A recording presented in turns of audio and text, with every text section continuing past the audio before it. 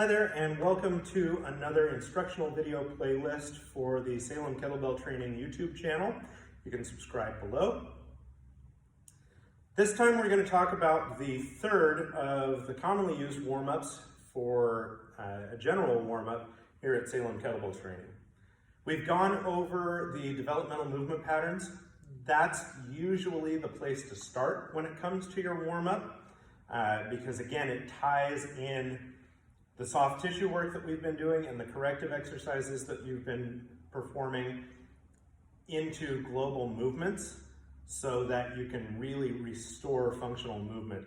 The developmental movement patterns are just top-notch for that purpose. They're also great ways to get our nervous system to start branching out again a little bit and get a little less specialized, get a little inefficient.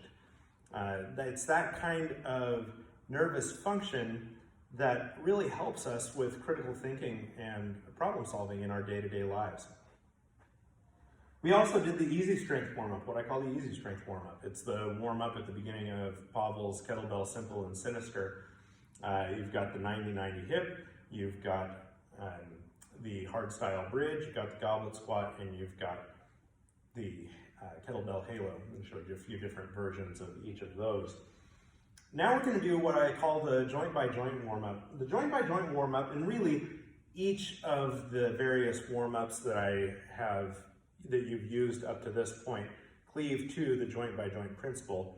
But the joint by joint warm-up is a great way to take care of multiple joint segments at the same time, especially once you're done with the first one. You'll see what I'm talking about. The joint by joint approach is the way we approach training. The functional movement screen assesses your joint by joint. What's mobile that's supposed to be stable, what's stable that's supposed to be mobile.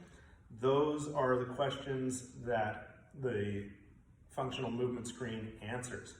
And we know what it's supposed to look like. We're supposed to have toe and finger mobility. Our palms and the arches of our feet are supposed to be stable. Our ankles and wrists are supposed to be mobile. Our elbows and knees are supposed to simply flex, and that's about it.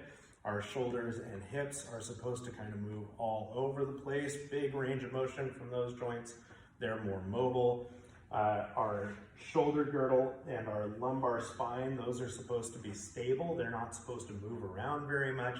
And our thoracic spine is supposed to be mobile. It's supposed to rotate, it's supposed to flex and extend, and not really change the way our shoulder girdle or lumbar spine are positioned when it does so.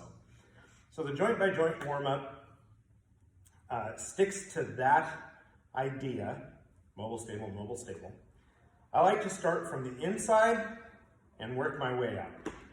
So we're going to start with either the dead bug progression, like we practiced in the developmental movement pattern warm-up, or leg lowering, which is simply basically an abdominal exercise, getting the trunk muscles to work together to stabilize the lumbar spine. So the dead bug, we did that with the idea that we weren't going to use any high tension strategies to stabilize the spine. We were just going to breathe normally.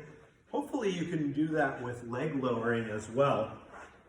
There's actually a few different versions of leg lowering that we can do as part of the joint by joint warm-up. The first one I'm going to show you doesn't involve any other equipment. You're just going to lie down. Palms are down on the floor. Palms are up if you've got any kind of shoulder problems. Legs are straight, toes pulled back. You're going to lower one leg and bring it back up, and then the other. So that's the first version of leg lowering that we can do. The second version of leg lowering that we can do is with a kettlebell, thumbs hooked under there,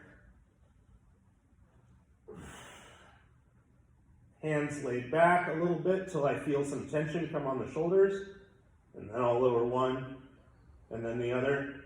The third version, I'm going to reach towards the toes and lower the kettlebell only so much as I can while keeping my rib cage off the floor, then lower one leg and then the other. I've covered leg lowering in the in-betweener exercises playlist, so stuff that's just, maybe we don't directly hit it with our big strength training workouts, strength and conditioning workouts.